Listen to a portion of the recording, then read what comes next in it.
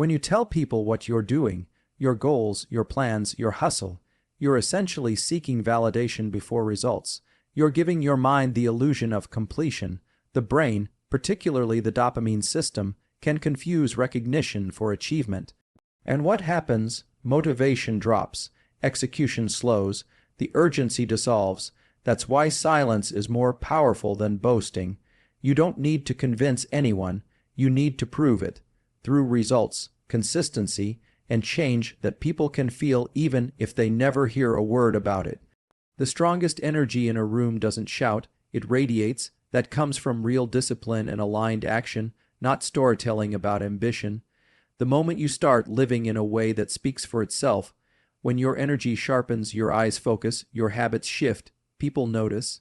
Not because you told them, but because you became someone different. That's influence, that's authority, and it comes from doing the work silently, day in and day out, without applause. So if you feel that urge to explain yourself, pause. Lean into the discomfort of not being seen just yet. Let your progress stay underground while the roots strengthen. The greatest transformations happen in silence. The seed doesn't announce its growth. One day, it simply becomes a tree. Explaining yourself creates unnecessary resistance the moment you start explaining what you do. Whether it's your dreams, your discipline, or your long-term goals, you open the door to friction. You invite opinions, projections, doubts. Not everyone is rooting for you. Not everyone is capable of understanding what's driving you. And even if they are, their understanding is irrelevant. What matters is that you understand what you're doing. You understand the vision, the discipline, the long nights, and the trade-offs. You don't need to convert anyone. You're not a campaign manager for your own purpose. You're a practitioner of it. And practitioners don't waste time seeking approval from people who aren't on the path. The truth is, when you tell people what you do, especially before you've mastered it, you give them permission to judge, criticize, or label it. You lose power. You hand over a piece of your identity to people who may not deserve it. And if you're not careful, you begin altering your course to suit their reactions. Keep your goals sacred. Keep your routine sacred. You don't need to defend them. You need to protect them. Let your life speak in actions, not explanations. Let the outcomes be the announcement. The more you explain, the more energy you leak. The more you hold your silence, the more power you build. When people know less, you're free to do more. Secrecy isn't about secrecy for its own sake. It's about preserving freedom. When fewer people know what you're doing, you're less boxed in. You're more adaptable. You can evolve without judgment. You can pivot, explore, experiment, all without an audience dissecting your every move. Because here's the reality, once people know what you're working on, they subconsciously expect consistency. They start assigning roles, narratives, limits, and if you shift, even slightly, you get questions. Skepticism, doubt, but growth demands freedom. You need to be able to abandon what isn't working without apologizing, and you can't do that when you've made your process public property. Keeping your path private gives you space. Space to make mistakes, space to evolve your vision, space to burn things down and build them better. You don't owe anyone updates.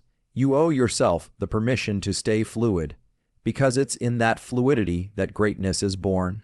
Silence isn't a wall, it's a shield. It's the protection that allows your vision to breathe. Don't give that up for early recognition. Let your story unfold without spectators. When you finally emerge, you won't need to explain. The outcome will do the speaking. External input dilutes internal clarity. Every time you talk about what you're doing, you risk distorting it. Other people's opinions, even well-meaning ones, can fog your internal compass. You begin adjusting for approval. You start asking yourself, will they understand this? Instead of, is this aligned with me?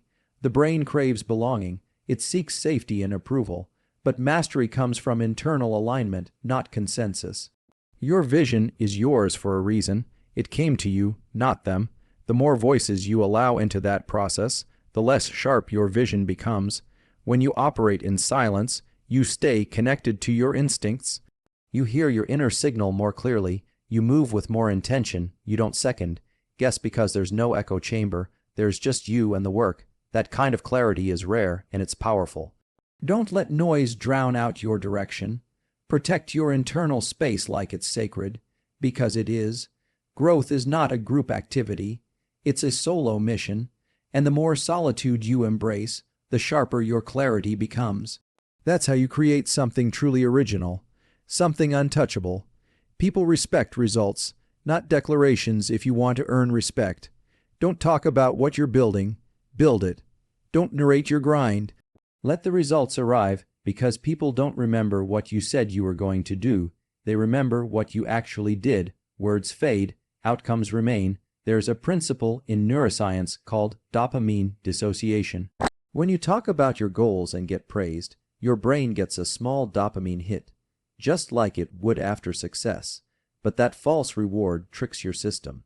It reduces drive, and what gets praised too early often dies quietly.